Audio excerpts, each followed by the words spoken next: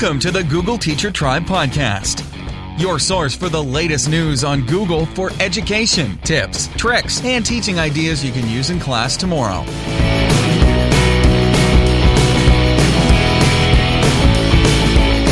And here are your hosts, Matt Miller from DitchThatTextbook.com and Kasey Bell from ShakeUpLearning.com.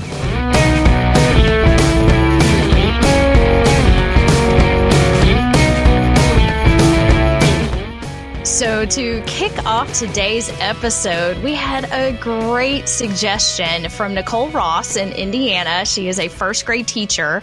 And with all of the excitement around Christmas and us talking about the Santa tracker, she wanted us to see something awesome. And it's called the Reindeer Cam. It's reindeercam.com. And it's a live feed watching reindeer. And let me tell you, this is just so adorable. Like I can feel the excitement surrounding this when you watch this. This is Santa's official reindeer live feed. And I'm watching the reindeer just kind of hanging out right now, feeding a little, hanging out in the snow. And it's just so cute. I can't stand it, Matt. I know. I am like giddy and giggly like a little kid right now. I know. There's this super cool little tracker down at our ticker down below where you can join the nice list and your name will scroll across the bottom. How cool is that? I know, it's awesome. I mean, they say that in these live feeds that sometimes Santa comes on and appears with his elves and reads his mail and does crafts, or he might read a story. There's story times. There's just all sorts of little things that they do in addition to just being able to watch reindeer. And yeah, the nice list ticker. Oh my goodness. That's so great to be able to actually see your name down on the bottom of that. So anyway, if you've got kids, or if you're still very much a kid at heart or whatever, and you want to go check this out, Nicole even suggested, she said this is a lot of fun for the kiddos because at 11 a.m. Eastern time for Indiana, I think South Bend's on Eastern time, we're in school and it's a nice break that lasts about 10 or 15 minutes and they really enjoy it. So there you go. If you're still in school, if you've got maybe a couple days left before your holiday break while you're listening to this, then that may be some fun. So as much fun as that is, we're going to take our sights away from reindeer and turn to a different kind of sites. And that would be Google Sites. See what I just did there? I'm trying not to laugh. Oh yeah, it gets pretty corny around here sometimes. Okay, so anyway, in this episode today, we're going to be talking about Google Sites and how you can supersize learning with it. We also have Google News and Updates, which includes a massive landmark Google update that we have been begging for a long time. And if you are a long-time listener of the podcast, you already know what I'm talking about because Kasey and I talk about it all the time. Plus, we have some feedback from our listeners and some blog posts to share with you. So let's go.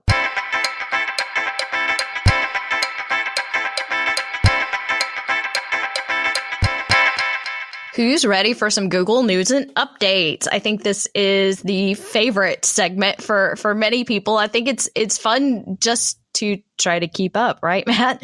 Oh yeah, and it's not easy to keep up either. It's not easy. This is difficult, but this helps us stay up to date too. Well, I just discovered something super cool, a little bit geeky, tells you a lot about me, but in the Google Drive Twitter feed, they have a link to something called Stranger Docs. And so those of you who are Stranger Things fans will appreciate this. And yes, I am one too. And it says Demogorgon, Demo Dogs, Demo Docs. And they have this GIF of the two creators, the two brothers of Stranger Things. And Matt is typing it at the top regular. And then Ross is coming in and he's typing upside down, like he's in the upside down. And so I just totally geeked out over it. It was just really cool. And what came out of this was these two just were quoted in an article that they actually use Google Docs to help create the show and when they're writing the scripts and everything. And so I was like, oh, that's super cool. I've got to mention that. So any Stranger Things fans out there, go check it out. Just take a look and geek out for a moment. The fact that they use Google Docs, and we can talk about Stranger Docs on Twitter a little bit later. And if you were listening to all of this and it sounded all like a foreign language, like it did to me, then you're in the camp with me because, okay, feel free to judge if you want to. I know I'm putting myself out there for it. I have yet to see a single episode of Stranger Things, and I don't even really know what it's about. So, I mean, I sort of do. I know that it's not, I don't think my kind of show. So, yeah. Feel free to That's judge okay. if you want to, but I just revealed too much by telling people that I am a fan. So. No, I don't think you did at all. No. See, I noticed that these guys were interviewed on Fresh Air on NPR, and I could geek out about that because I'm a big fan of lots of NPR shows, including Fresh Air. So, again, that tells you probably more about me than you probably wanted to know. So. Anyway, what do you say we move on to something else? What else is strange? Well, let me tell you, sometimes crabs are strange. Because see, there are these specific kinds of crabs that kind of like nestle down in this awesome Australian island called Christmas Island. And they do this for much of the year to protect themselves. But then when it's time for them to spawn, they all go kind of like skittering across the sand out to the ocean. And this is this really neat thing that happens on Christmas Island. And now Google has taken Street View and has been able to document that. So if this sounds like something interesting to you, you know, science related or geography related, or just out of your own curiosity, if you want to go check this out, they have taken some Street View imagery and have, recorded these crabs and this phenomenon. So there's a link to that in our show notes, of course, at googleteachertribe.com/35 if you want to check it out. Did you say the name of the article, Matt? No, I didn't. Would you like to say it? I think you want to say it. Go ahead. It's a crabtivating journey.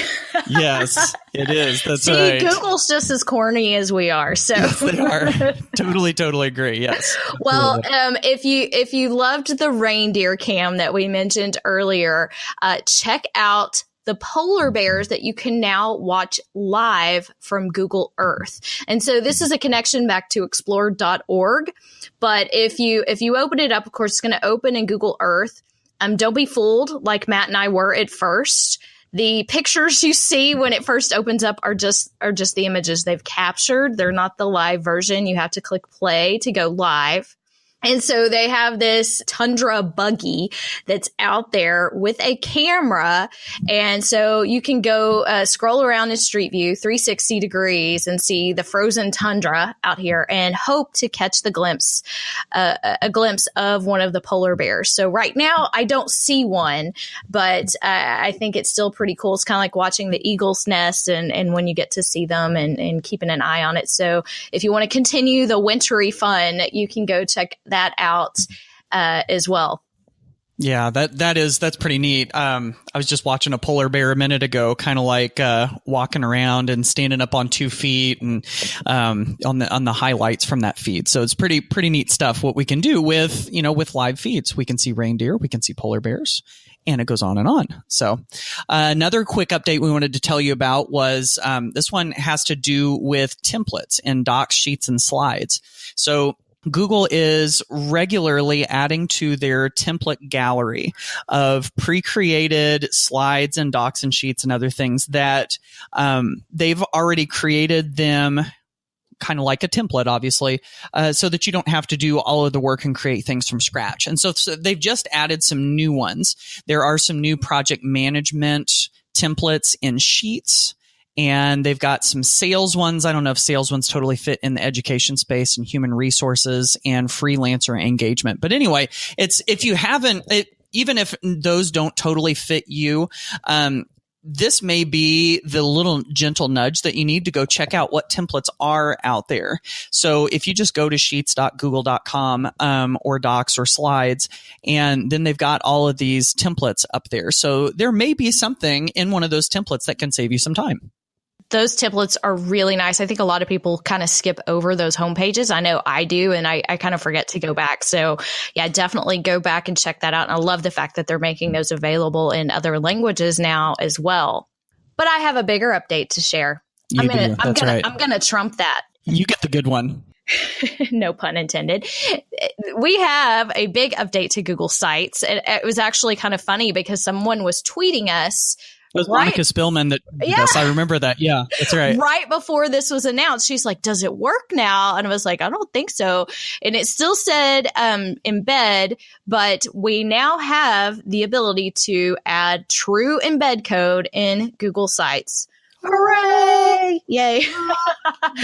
Yes, everybody is super excited about this one. So you can now embed HTML and JavaScript code directly into your sites. This was something I know that's been holding me back from really making use of Google Sites because I embed a lot of different things.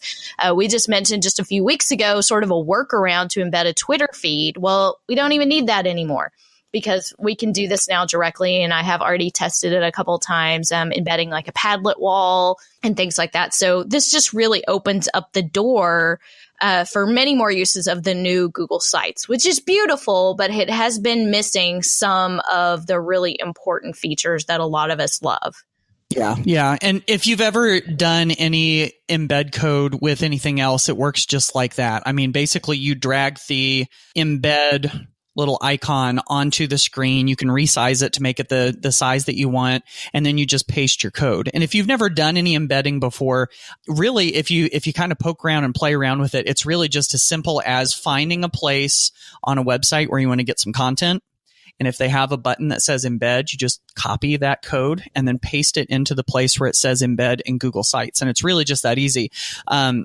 There is a post that we're looking at on the Google blog where they take a Twitter feed, and so they just paste the embed code in there, and then they hit next, and poof, there it is. It gives you a kind of like a preview of what it's going to look like, and then all of a sudden, boom, it's live on your page. So this does make it really easy to customize that embedded content, and it really does, like Kasey said, really does open up a lot of the potential. So we're always curious to hear how you're using some of these things. So if you're excited about this like we are and have some ideas for it, then please do head to googleteachertribe.com/feedback and shoot us a message, or even tweet to the GT Tribe hashtag and let us know how you are looking forward to using this.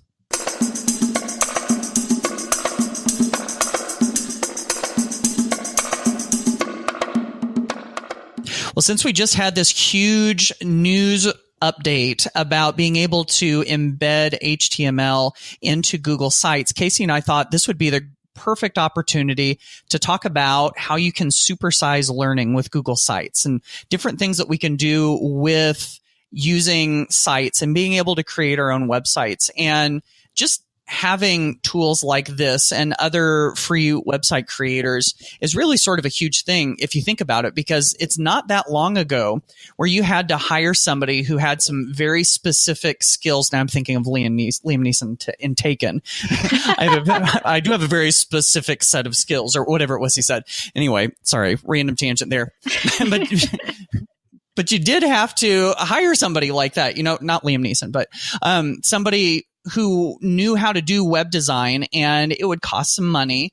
But now really we have the ability to publish to the web and potentially be seen by, people all over the world with what we create on our website.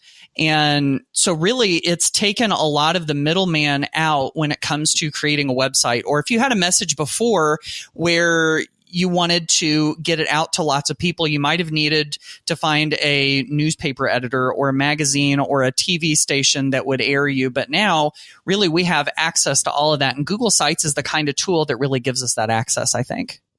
Yes, the new Google Sites is beautiful. It really is. And we did an entire episode, actually, really early on in the podcast, episode 3, all about the new Google Sites, where we really broke down like the tools and the how-to side of things. So we thought today's episode would be a good opportunity with finally getting Embed Code to really talk about how this can be used in the classroom. And, there are a lot of different ways to use this, but even with the old Google Sites, when I would teach workshops on Google Sites, I would always tell people it was an acquired taste. Right. It was just one of those things that just wasn't exactly what you thought it was going to be. It looked kind of antiquated. It's clunky. There were a lot of, sort of workarounds, but it was easy to hack. And so once you got used to it, it was pretty good. But the power of Google Sites now and then, and putting that in the hands of teachers and students, is the way that it talks to all of the other G Suite apps. It's beautiful. It is simple and it is clean. Click and drag to add all of the various items that you're working on in the different G Suite applications. So you want to embed a Google form, you want to embed your slideshow. It really is much easier to do that in Google Sites than it is if you are going to an outside source that takes a little more time to build something like that. But I think it's a powerful tool to put in the hands of our students for creation and to show and demonstrate their own learning. Oh my goodness. Yes. And, we talk about how important it is to give kids an audience more than just the teacher or more than just their own classmates. And so now they're able to publish and create things and then share them with a much bigger audience. So if you start to think about the kinds of student projects that this opens up, students being able to create a website and then be able to put images and text and embed documents and other G Suite files and code from other tools on the web and all of that. And you start to think about what they can do. One place that I think that makes really good sense is if you're doing Genius Hour. And I know Genius Hour has kind of swept through the education community about giving kids some choice about what it is that they learn. And so as kids learn that, a logical outgrowth of learning about something you're passionate about is that you want to share it with other people. And so if you can take that learning and put it on a website that can potentially help other people, that's got to be enormously motivating. And in addition to that, it also becomes a really good product that they're able to show other people when it comes to, potentially getting into college or joining a club or even getting a job. That's one of those things where if kids create something really great that they've shared through a site, it becomes this great asset that they can build a good reputation on. Yes, the Genius Hour is a great use of this. Of course, that the tie-in to all types of student projects. And like we said, giving students a place to publish for the world, first of all, is a huge, huge idea. Now, I also sort of have a pet peeve about seeing some of the same kind of projects that I used to do in school, still hanging around and, the same like solar system that we see hanging in the hallway year after year. And there's so many other ways that we can create more dynamic learning experiences and tapping into technology to take full advantage of what it has to offer. And not to say there isn't still room for hands-on creation. I'm not at all saying that, but to put things in an online format really does open a lot of doors for students and to be able to connect and learn in different ways. Of course, the Genius Hour idea, any kind of project-based learning, science fair projects, senior projects, I've seen a lot in Google Sites. Even as a teacher, you could have a Google site that was dedicated to your unit of study. Because honestly, I'll still tell you, when I teach through Google Classroom, I still really need a home base that can do more than what Classroom can do, because that's a good point. It's what I used to use Google Sites for. Whenever I would deliver a workshop, I would create a new Google site and I would put everything there. And so now I use Classroom, but a lot of times I'll use them together. And so I'll just put a link to the main website, the Google site, in the About tab inside Google Classroom to make that connection, and so that my students still have that home base, which I think is so important. But giving students this option is really easy, and the creation process this is not something that you'll spend a lot of time teaching how to. Right. It is so, with the old sites, yes, because navigation was extremely confusing. But if that's holding you back, don't let that hold you back, because you have so many kids in your classroom who are going to click around and figure this out that it's going to save you tons of time. Now, one of my favorite ways to use Google Sites is for e-portfolios. And I know a lot of school districts have implemented various types of e-portfolios. They might be doing them in Seesaw or in some of the other platforms, but Google Sites is a natural place, I think, for student portfolios, because if they're already working in those other applications inside G Suite, like I said, it's pretty easy to click and drag and move things around and add those. And of course, you've got two sides of the ePortfolio coin, sort of the showcase, like the best of work, the kind of stuff that you want college recruiters to see, or, those types of things. And then you've got the progress of learning side of things, which is also very powerful, so that they can see how far they've come in the learning process and document it. And, now that we have that embed code, we can embed all types of reflection.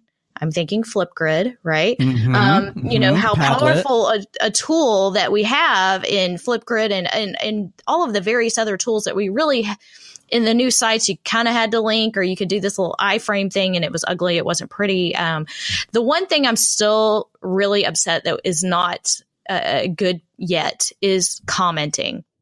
So, as I mentioned in one of my previous blog posts about getting students to publish for a global audience, but just putting it out there is not the end of the story.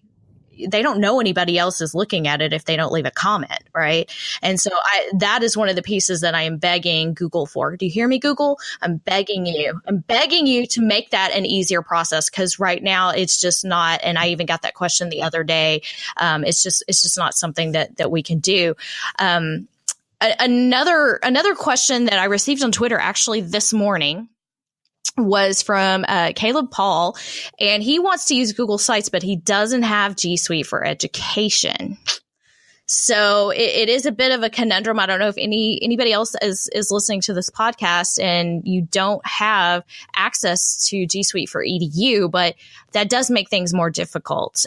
First of all, G Suite for Education does give us sort of a control of a walled garden, so to speak, of where our students can create and play, and you can have accounts and that sort of thing. Using it outside for G Suite EDU, it sort of depends on what age group you're working with.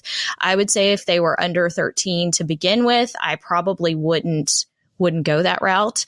But if there's any way that you can get parent permission for them to create and use personal accounts or something like that, obviously you would have to have permission from admin and everyone, but not a simple solution, and it's not going to work as well. It's not the things, the selling points that I was mentioning earlier are just not going to be quite as easy to do if you don't have G Suite for EDU. So really, I would be begging my admin to get G Suite for EDU, really. Yeah. And another sort of hack I can think of when it comes to that is if you have, and again, as far as student permission for using this, I'm not totally sure on this, but I know in the past when I didn't have G Suite for Education, what I would do sometimes is I would create a slide presentation or something like that, and then I would make it anyone with the link can edit, and then I would give my students that edit link, and then give each one of them their own slides, and then they could go in and they could work through that. So I could see that if you did something like that where you created, and again, this is a lot of work, but it would kind of be a workaround, is if you created a link to a doc or a slide presentation in your own account, if you created one of those and then gave each student their own link to their own document and then started embedding those onto the sites, that's one way that you could potentially sort of work around it. But again, it's not the easiest. So. Yeah, and with sites, it is a little more complicated too than some of the other applications. But if anybody has suggestions for Caleb, please submit those to us. through the website or on Twitter and help us help him find a solution. I did want to mention one other use here for Google Sites that I've seen some great examples of. And we have linked examples to some different things here in the show notes at googleteachertribe.com/35. But I had a few people tag me on Twitter with some of their Google Sites. And the first one comes from New Zealand. And actually, I have to tell you, I have to open their website because I cannot pronounce it. But the title, Teaka to, I can't even say it. It means a sustainable vine. And this is a Google site out of New Zealand. And yeah, it's really interesting, just their school and their philosophy and everything that they have here. And please, I apologize for butchering the name, but the idea of the sustainable vine, their initiative aims to create a sustainable model where students can be successful in the future. And so I just thought that was great. And they created a really nice looking site. And I think that a lot of people just kind of need to see the possibilities when it comes to this. And they use this for professional learning. And you know, it's a great way to help the teachers. A lot of you are coaches in various positions and you're helping to deliver training and giving resources and tips and things like that. So I think a Google site is a natural fit for some of those things. Another site too that I wanted to mention comes from Sheba Ajmal, and she's from Pakistan. She's actually a student in 2 of my online courses, and she has this fantastic site. I thought she just did a beautiful job. It's called Technology for a Cause, and the 4 is the number. But she has put together resources for her school on technology integration and using technology for a cause, enhancing skills to empower students. And she's got some great videos and things on here. So we have linked to this back in the show notes. And one other one that I wanted to give a shout out to is Finovation from Christy Fenewald. And she's a friend of mine here in Texas. And she's actually my go-to when it comes to Google Sites. This girl's always on top of things and learning all the new tips and tricks. And she has a great website that, of course, she is using Google Sites for. And it's beautiful. And she's even got a page of all of her presentations with an awesome table that's embedded. And she's got all kinds of tips and tricks. So not only can you see a great example of a Google site, but you can go learn some tips and tricks from Christy. As you can see, we've got lots. There's so much potential when it comes to sites and to be able to put it out there for other people to see. So if you haven't dug into the new Google Sites very much, I think maybe, for some of us having this embed code, this is the gentle nudge that we need. And if embed code isn't even really your thing, maybe just by hearing it on the show here, this is the time to start checking that out and see how can you take that learning and those activities that you're doing in the classroom and maybe give them a little bigger audience or give kids a place to publish their work so that they can show at least friends and family and all of that. So, hopefully the thoughts are starting to run and the wheels are starting to turn in your brain about this one. And again, one more time, to check out all of these cool examples, that Kasey mentioned earlier, you can go to our show notes at googleteachertribe.com/35.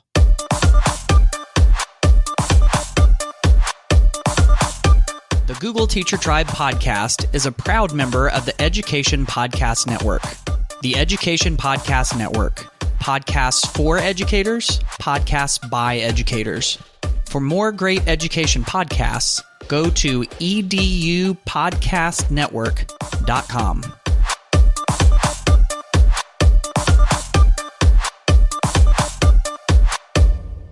It's time for the mailbag, Matt.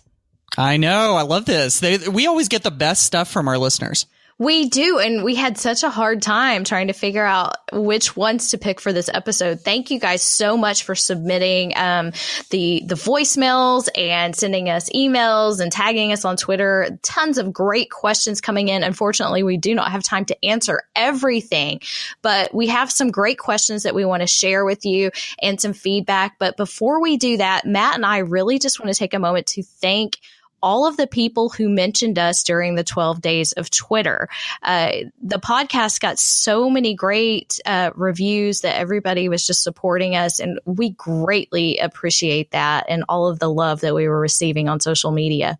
Yeah, and there's so many good podcasts out there related to education. And if you didn't do this 12 days of Twitter sort of like event or whatever you want to call it, you can always go to Twitter and check out the 12 days Twitter. That's the number 12 days Twitter, all as one hashtag.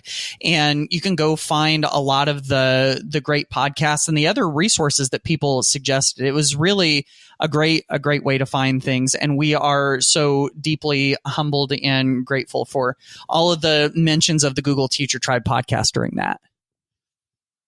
So first up, we have a SpeakPipe message from Andy Boatman, and he has a Google Classroom question.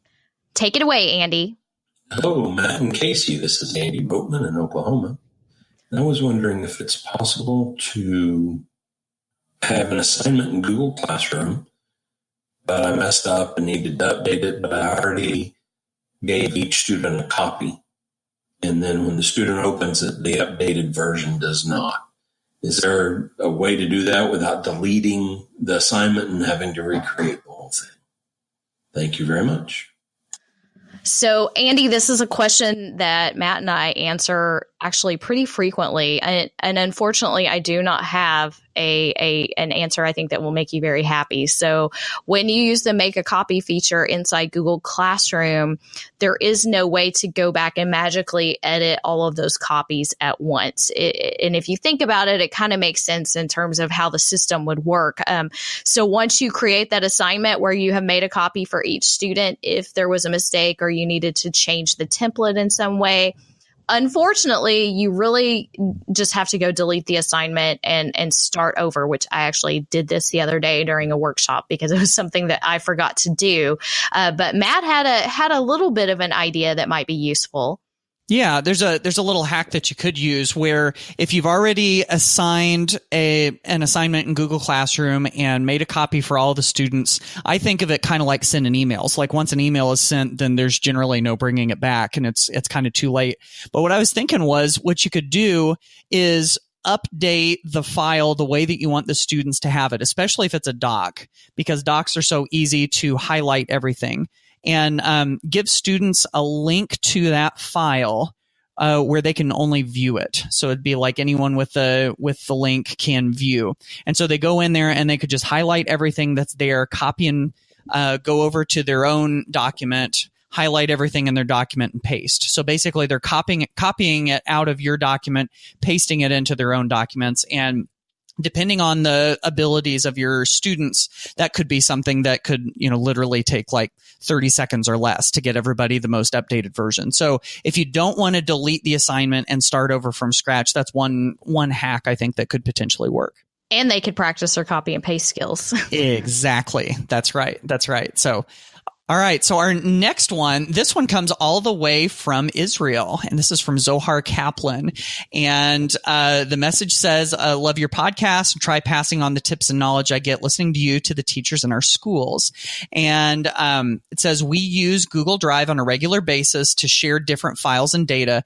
Many times I'd like to share links in Google Drive, but in order to do that, I must open a Google Doc and post the link there. Is there any way I could share a link that will show as a file in Google Drive, just as I'll have a shortcut file on a PC? So kind of like comparing Drive to making a shortcut on a PC. So Kasey, do you have any ideas on this?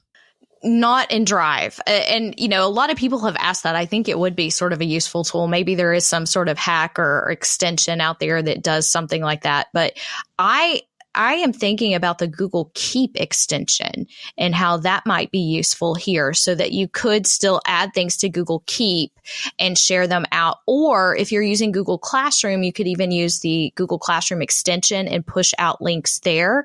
There's different ways, or even just, keeping the links inside Google Classroom. I don't know if that's what you're using, but there really isn't an official way to just save a shortcut in Google Drive that I'm aware of. Mm-hmm. Right. And I think that those are definitely some ways. And like like you mentioned, the just making a Google Doc and putting a link in it. If you can't think of anything else, that totally works. And then that also makes me think of Symbaloo too, because Symbaloo is kind of like that, where you gather a whole bunch of links together on these little tiles and you can click on them and go off. So if you wanted to share it that way, that would totally work too. Well, I do have two favorite extensions that are completely non-Google that I'll share as well. One tab will let you save groups of links, and you can share them out as one link or as a QR code. And Toby is another one. And I'm really becoming a pretty big fan of Toby, Toby.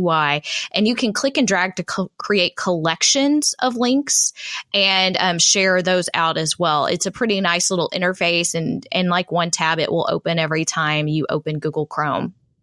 Yeah. Love that. I haven't checked out Toby. I'm going to have to take a look at that. So, and then the last one that we've got here is an audio message that we got from Linda Biederman-Hink. And she's talking about how she's planning on using Google Translate in her classroom. So Linda, tell us about it. Hi, Kasey and Matt. This is Linda Biederman-Hink from Minneapolis, Minnesota. On a recent podcast, you talked about Google Translate. I have many Latino students in my school, and I teach language arts and reading, 6th, 7th, and 8th grade. And for some of them, the hardest thing is the language barrier. So I plan on using Google Translate for them to hold it over their English so they can understand it in Spanish. I think this will really help and be a game changer for them. Thanks for the idea. Well, I totally love this idea. And I know that, Google Translate has come leaps and bounds from when it started. I remember when I first started seeing this in the foreign language classroom, and it was so frustrating because students, of course, the first thing they thought of was to copy and paste their assignments out of Google Classroom for my Spanish class. And it was pretty easy to figure out who was doing it because it was not very accurate, but it's come a long way. And if it can help break down that language barrier, my goodness, I know that's one of the biggest struggles for English language learners, is not that they struggle with the content, but they struggle with getting to the content through the language barrier. And if this is something that makes that barrier of entry a little bit lower, I think that's great. And as Translate continues to get better and better, then obviously it makes that language barrier even lower. Yes. And thanks for sharing that, Linda. We'd love to hear that you're actually, learning something that's useful and helping you and your students in the classroom.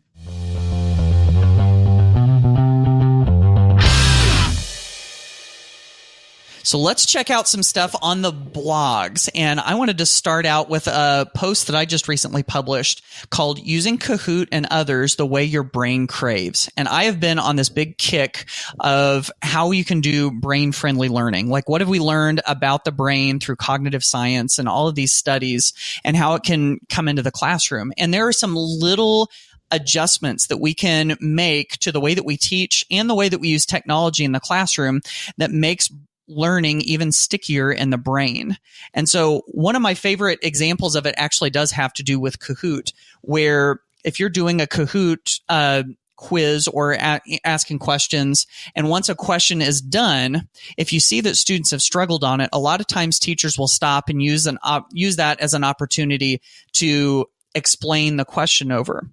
Now, there's some brain research recently that says that if you include an example with it, that there can be a surge in how much students retain afterwards. So if you're doing Kahoot questions and you get done with one and students need a little bit of reteaching or a little bit of extra explanation, make sure you include an example in there too. And there's a good chance that they'll remember that a little bit better. What a great tip. You don't think about those things when you're using tools like Kahoot, but right. That it could actually make some brain connections for us. So thanks for that, Matt. And yeah. I'm super excited about your Ditch Summit. That starts, we're recording the day before. I know it will already have taken place, but I know that you learned some of these great tips from some of the people who are speaking.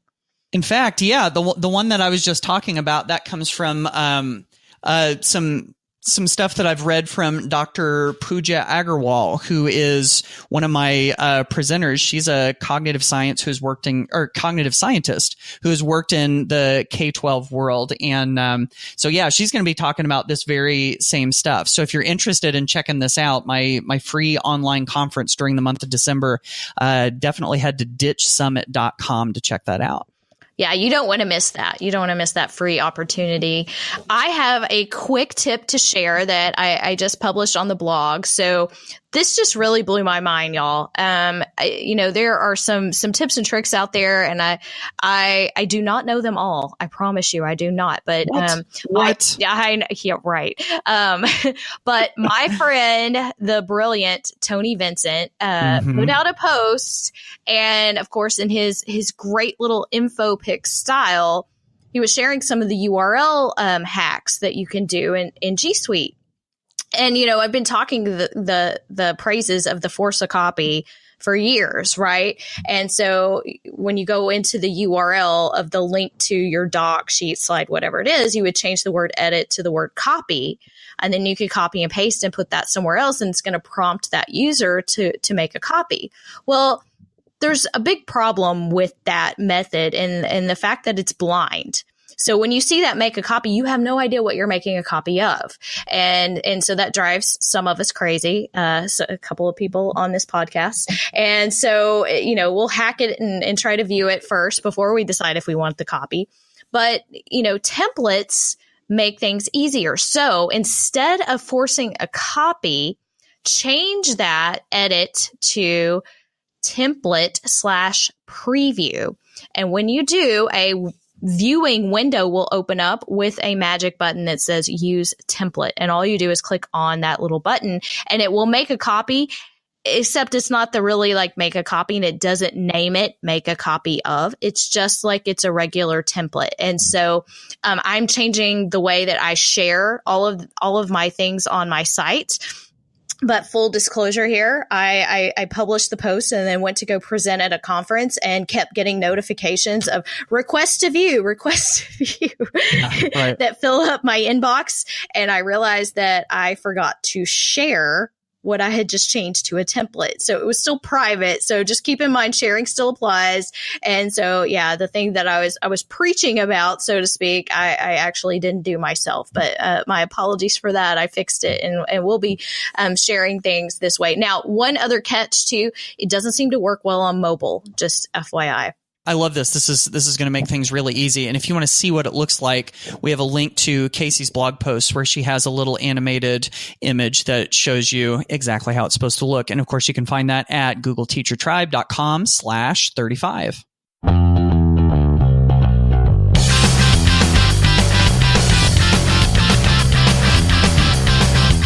Well, I hope that your learning feels supersized after this episode. Since we talked about how we could supersize learning with Google Sites, we've talked about lots of these ways that you can start using it. And again, if you haven't dug into the new Google Sites and some of its newer features, now may be the time to do it because there are some really cool things that we can do with that in the classroom. Tons of resources and ideas, I think, are in this episode. We hope you loved it, and we hope everybody is enjoying the holiday season. And thank you for listening. We'll catch you next time. Yeah, we'll see you on the next episode. Bye, y'all.